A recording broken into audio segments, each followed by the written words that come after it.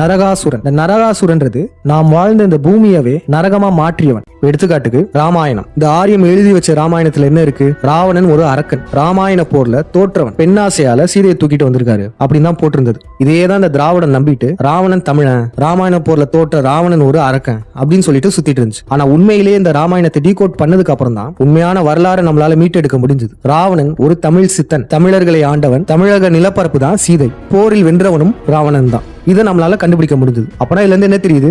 ஆரியம் சொல்ற கட்டுக்கதைகளை நம்புறது வேற, அதை டீகோட் செய்யறது வேற. இந்த ஆரியம் எழுதி வச்ச இந்த மகாபாரதத்தையுமே டீகோட் செய்ததாலதான் கிருஷ்ணருடைய உண்மையான வரலாறே நமக்கு தெரிய வந்தது. இதே போலதான் இப்ப இங்கேயுமே நம்ம டீகோட் செய்ய போறோம்.